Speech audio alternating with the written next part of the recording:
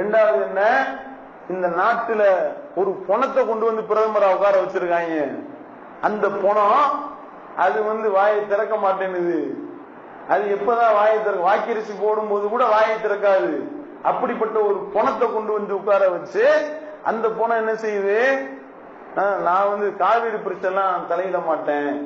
ஆமா, இவங்களுக்கு அமெரிக்கால உள்ள பிரச்சனை, ஆப்பிரிக்கால உள்ள பிரச்சனை, இங்க அமேசான் காடுகள்ல உள்ள பிரச்சனை, இதுக்கு மட்டும்தான் அவர் வாயை திறப்பார். இங்க இந்த நாட்டு மக்கள் சாகுறதுக்கு வாயை திறக்க மாட்டானா? பாத்துக்கிறீங்க இவனுடைய நிலைமை என்னன்னு பாருங்க. இவனை தேடிக்கிட்டு இருக்காங்க, ஒரு நாட்டினுடைய பிரதமரை வலை வீசி தேடிக்கிட்டு இருக்காங்க. அமெரிக்கா ஒபாமாவுக்கு போன் பண்ற மாதிரி போட்டிருக்காங்க. ஒபாமா அவர்களே இந்த நாட்டு பிரதமர் இருந்தான்னா கொஞ்சம் இந்த ஊரை பக்கம் அனுப்பி வைங்க, இந்தியா பக்கம் அனுப்பி வைங்க, இந்தியா தீப்பிடிச்சு எரியுதுன்னு அவர்கிட்ட சொல்லுங்க என்று சொல்லி அறிவிக்கக்கூடிய அளவுக்கு நிலைமை போய் கொண்டிருக்கின்றது. போட்டோஷாப்புகள்ல போட்டோக்கள் எல்லாம் பறக்குது. விமானத்துல உட்கார்ந்து எட்டி பாக்குறான், ஜன்னல் வழியா நம்ம மோடி எட்டி பாக்குறாராம், பார்த்தா தீ பிடிச்சி எரியுது. எந்த ஊர் இது?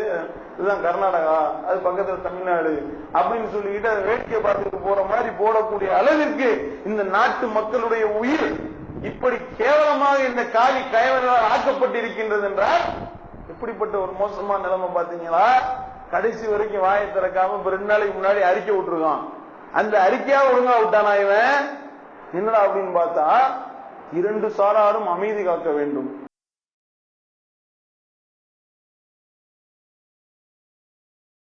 இன்னொரு பக்கம் பார்த்தா இந்த நடிகர்கள் அவன் என்னென்னலாம் அநியாயம் பண்ணிக்கிட்டு இருந்தான். இந்த கபாலின்னு ஒரு காவாலி இருந்தானே, எங்க ஆளை காணாம், தலைமுறை வாயிட்டான். நடிகர்கள் ஒருத்தவன் வாயை திறக்க காணாம். இல்ல அந்த பக்கம் ஒண்ணு வெறியேற்றிக்கிட்டு இருக்கிறான். இங்கிட்டு உள்ள என்ன செய்யறான், நாங்க இதை பத்தி எல்லாம் பேச மாட்டோம், எங்களுக்கு பொது பிரச்சனை நாங்க தலையிட மாட்டோம். இனிமேலாவது திருந்துங்க. இந்த இவனுடைய அந்த கட் அவுட்டுக்கு போய் பாலாபிஷேகம் செஞ்சிய தமிழ்நாட்டுக்காரன் தான் சொல்றேன், இனியாவது திருந்து, இனியாவது உன்னுடைய அப்பா அத்தாக்கு போய் சோறு போடு, இனியாவது உன்னுடைய பெத்த தாய் தந்தையருக்கு சோத்த போட்டு உன்னுடைய பெத்த தாய் தந்தையர் உற்றார் உறவினரை கவனி. நீ போய் இப்படி நடிகன்னு போய் திரிஞ்சியப்பா, எவன்பா உனக்கு ஒரு வாய் தண்ணி கொடுக்கறதுக்கு கூட ஒருத்தவன் வரல பாத்தியா? இதுதான் யதார்த்தம். இந்த கபாலி என்ன செஞ்சா, ஒவ்வொரு படத்திலேயே என்ன செய்வார் இவரு, தமிழர்களுக்காக என்னுடைய உயிரை நான் கொடுக்க போகிறேன். இந்த கபாலி படத்துல கூட இதுதான் கதையாம். என்னது, தமிழனுக்காக, நம்ம தமிழன் தான்டா முக்கியம் நமக்கு. ஏண்டா இப்படி தமிழனை நீ அடிப்ப மிதிப்ப நான் பாத்துக்கிட்டு இருப்பான். சைனாக்காரனுக்கு எதிராக போராடுறான். இங்க உள்ள பக்கத்து நாட்டுக்கார பக்கத்து மாநிலத்துக்காரன் அடிச்சு மிதிச்சுக்கிட்டு இருக்காண்டா, தீ வச்சு கொளுத்திக்கிட்டு இருக்காண்டா உசுரோட.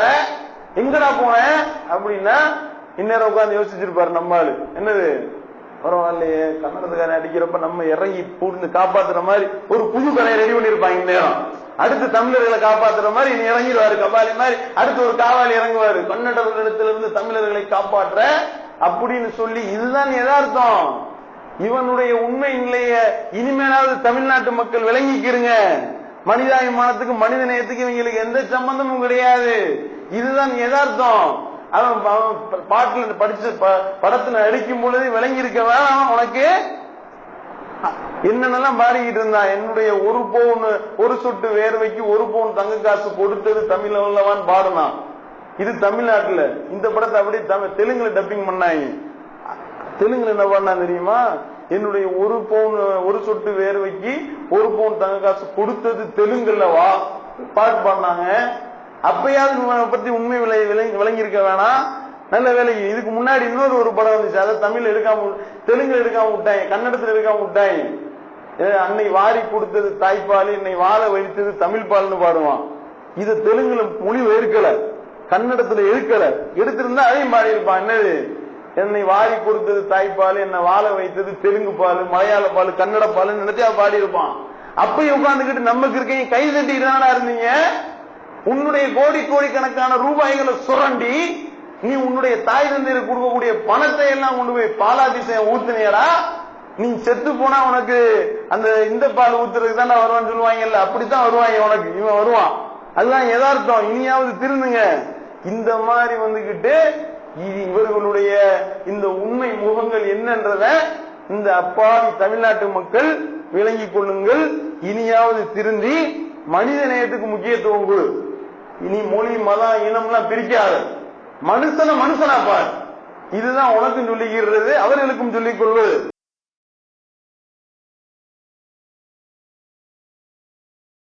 அந்த போன என்ன செய்யுது, கடைசி வரைக்கும் வாயை திறக்காம 2 நாளைக்கு முன்னாடி அறிக்கை விட்டுருக்கான். அந்த அறிக்கையா ஒழுங்கா விட்டானா இவன்? என்னடா அப்படின்னு பார்த்தா, 2 சாராரும் அமைதி காக்க வேண்டும். என்னமோ தமிழ்நாட்டுக்காரன் போய் கன்னடத்துக்காரனுடைய 5000 பஸ்ஸுகளை எரிச்ச மாதிரியும், அங்க இருந்து வரக்கூடியவர்கள் எல்லாம் இங்க நம்ம அடிச்சு கொண்ட மாதிரியும் இவன் என்ன செய்யறான், 2 பேரும் சண்டை போடாதீங்கன்றான். ஏன்னா நாங்க எங்கட அடிச்சோம், எங்க நாடா போட்டு அடிச்சுக்கிட்டு இருக்காங்க. தமிழ்நாட்டுக்காரன அவன் மொழி வெறி பிடிச்சவன் அடிச்சுக்கிட்டு இருக்கிறான்.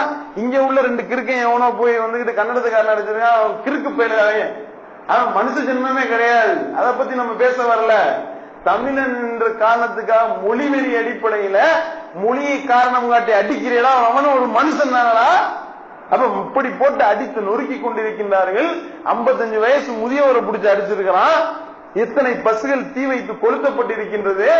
ஒரு முஸ்லிம் குடும்பம், 3 குழந்தைகள், 4 பெண்கள், 3 ஆண்கள் உட்பட 10 பேர் வந்த ஒரு காரை மறிக்கிறாங்க. மாண்டியா என்ற ஏரியால மறிக்கிறான்.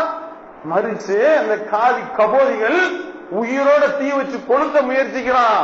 அல்லாஹ்வுடைய கிருபையை கொண்டு அவர்கள் உயிர் பிழைத்தால் போதும் என்று ஓட்டம் எடுத்து ஓடி வந்திருக்கின்றார்கள்.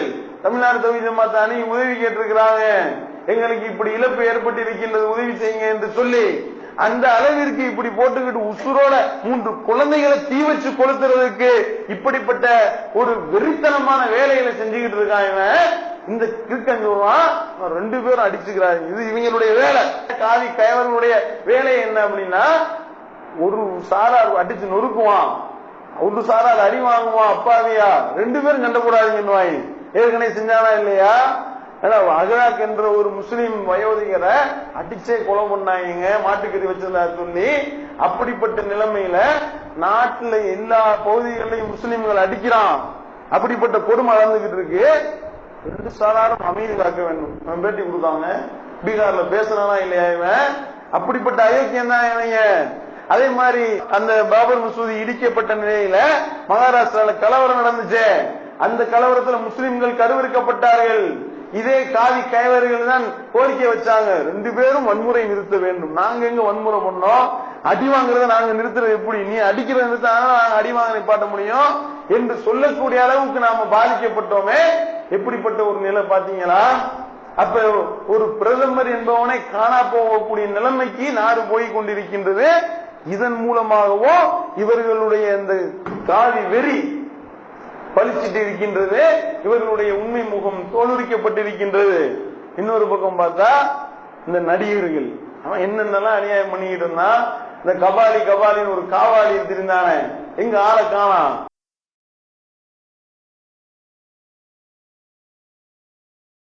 இனியாவது திருந்தி மனித நேயத்துக்கு முக்கியத்துவம் கொடு. இனி மொழி மதம் இனம்லாம் பிரிக்காத, மனுஷனா பார். இதுதான் உனக்கும் சொல்லிக்கிறது, அவர்களுக்கும் சொல்லிக் கொள்வது.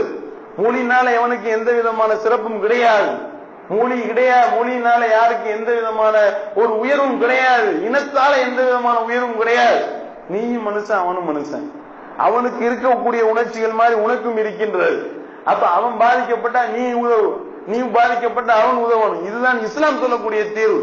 இஸ்லாம் எப்படி சொல்லி காட்டுகின்றது? தேவைக்கு மீறி எஞ்சி இருக்கக்கூடிய தண்ணிய நீ விற்காத, அதை நீ தடுத்து வச்சுக்கிறாத. நபிகள் நாயகம் ஸல்லல்லாஹு அலைஹி சொல்லி காட்டுறாங்க.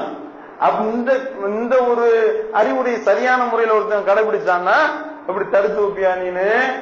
நீ தடுத்து வைக்கிறிய, ஓவரா தண்ணி வந்தா மட்டும் தமிழ்நாடு பக்கம் திறந்து விடுறிய. அப்படி தண்ணி வந்து அப்ப மட்டும் நாங்க சாவணுமா? அப்ப நாங்கெல்லாம் செத்தா பிரச்சனை இல்லை உனக்கு. அந்த தண்ணி வராத அளவுக்கு நாங்க கட்டினா நீ முதல் உன்னுடைய அணைகள் என்ன ஆகும், உன் நாடு என்ன ஆகும் சிந்திக்கணுமா இல்லையா?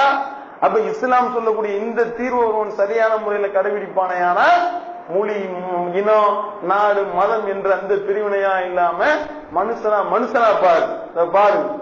விநாயகர் சதுர்த்தி என்ற பேர்ல என்னென்னலாம் அநியாயம் பண்ணீங்க. முஸ்லிம்களுடைய தெருக்குள்ளையா உள்ள புகுந்து போய் வீடுகளை கள்ள கொண்டு எரிஞ்சு பள்ளிவாசல் 10 பைசா முறுக்கு, பள்ளிவாசல் நொறுக்குன்னு பேசுறது. இப்படி நீ எவ்வளவுலாம் அநியாயம் பண்ண. இப்படிலாம் முஸ்லிம்களை ஒரு என்னென்னலாம் அநியாயங்கள் நடந்திருக்கின்றது. ஆந்திரால விநாயகர் சதுர்த்தியில கொண்டு போய் இந்த பாடேர் என்ற ஏரியா, தமிழ்நாடு தௌஹீத் ஜமாத்தினுடைய ஆந்திர மண்டலத்தினுடைய கிளை பாடேர், அந்த பக்கத்துல உள்ள கிருஞ்சிண்டோவா அப்படியே ஒரு ஊரு, வாய்க்குள்ள பேரே நுழைய மாட்டேன், அப்படிப்பட்ட ஒரு ஊர்ல விநாயகர் சதுர்த்தி அன்னைக்கு விநாயகர் சிலையை கரைக்க உள்ளே நுழைந்திருக்கின்றார்கள், ஆற்றுல இறங்கி இருக்கின்றார்கள். அந்த பூசாரி உள்ள இறங்குறாரு, நீரினுடைய ஓட்டம் ஜாஸ்தியானவனையும் இடிச்சு கொண்டு போயிருச்சு ஆள் அவ்வளவு ஆள் காலி. தேடுறாங்க, பணம் கிடைக்கல, தீயணைப்புத்துறை போகுது, அவர்களாலேயே போய் மீட்க முடியல. கொக்கி போட்டு இழுத்து இப்படிதான் போட்டு எடுக்கணும், உடல் முழுசா கிடைக்காது, செதுதான் கிடைக்கும்ன்றான். அதே நேரத்துல அங்கே ஆந்திராவில் இருக்கக்கூடிய அந்த பாடேரி கிளை சகோதரர்கள், அங்கே இருக்கக்கூடிய கிளை நிர்வாகி அப்துல் ரஹ்மான் என்ற சகோதரர், அவர் இந்த நீச்சல் தெரிந்த ஒரு முக்கியமான நபராக இருக்கின்றார். இதுக்கு முன்னாடி பல பிணங்களை தேடி கண்டுபிடித்து கொடுக்கக்கூடிய பணியை தமிழ்நாடு தௌஹீத் ஜமாத் செய்திருக்கின்றது. அப்படி உள்ள நிலைமையில அந்த அரசாங்கம் தௌஹீத் ஜமாத்தை தொடர்பு கொண்டு உங்க ஆளுக்கு களத்துல இறங்கினாதான் சரியா வரும், எப்படியாவது இந்த பணத்தை நல்லபடியா எடுத்து கொடுங்க என்று கோரிக்கை வைக்க தமிழ்நாடு தௌஹீத் ஜமாத்தினுடைய செயல் வீரர்கள் உள்ள இறங்கி இந்த அப்துல் ரஹ்மான் என்ற அந்த சகோதரர் கிட்டத்தட்ட 5 மணி நேரத்துக்கு மேல அந்த தண்ணிக்குள்ள இறங்கி தேடி போய் சிலையை கரைக்க போனவன் செத்து போயிட்டாங்க, வெளியே வர முடியல. அப்படிப்பட்ட ஒரு பயங்கரமான நீர் இழுக்கக்கூடிய ஒரு இடத்துல தன்னுடைய உயிரையும் துச்சமாக மதித்து இந்த இடத்துல மொழி பார்த்தோமா, நீ தெலுங்கானா தமிழ்நாட்டுக்கார பார்த்தோமா, நீ இந்து, நீ பிள்ளையார் சதுர்த்தியினுடைய பிள்ளையார் சிலையை கரைக்கிறதுக்கு தான் போன என்று நாங்க சொன்னோமா? அந்த இடத்துல நீயும் மனுஷன் நானும் மனுஷன், இப்படித்தான் இஸ்லாம் எங்களுக்கு கற்று தந்திருக்கின்றது. இது மனிதனாக பார்த்தோம், போய் 5 மணி நேரத்துக்கு மேல தங்களுடைய உயிரை பணயம் வச்சு அந்த பிணத்தை வெளியே இழுத்து கொண்டு வந்திருக்கின்றார்கள். பாத்துக்கிறீங்க. அப்ப இதுதான் இஸ்லாம் சொல்லக்கூடிய தீர்வு. நீ ஒரு முஸ்லீம் பிரதா போட்ட ஆட்களை பார்த்தவனையும் காரோட மண்டியா என்ற பகுதியில் தீ வச்சு கொளுத்த பாத்தியப்பா, 3 குழந்தைகளையும் சேர்த்து வச்சு கொளுத்த பாத்தீங்களா? இப்படிப்பட்ட அநியாயம் செய்யக்கூடிய இவருடைய மத்தியில எங்களுடைய உயிரை பணயம் வைத்து அந்த பணத்தை வெளியே கொண்டு வந்திருக்கிறான என்னுடைய சகோதரன். இதுதான் இஸ்லாம் சொல்லக்கூடிய தீர்வு, இதுதான் இஸ்லாம் சொல்லக்கூடிய வழிகாட்டுதல். இந்த வழிகாட்டுதல் ஒன்றுதான் இந்த உலகத்தினுடைய அமைதிக்கு தீர்வு என்பதை கூறி நிறைவு செய்கின்றேன். வாயுதமான அல்ஹம்துலில்லாஹி ரப்பில் ஆலமீன்.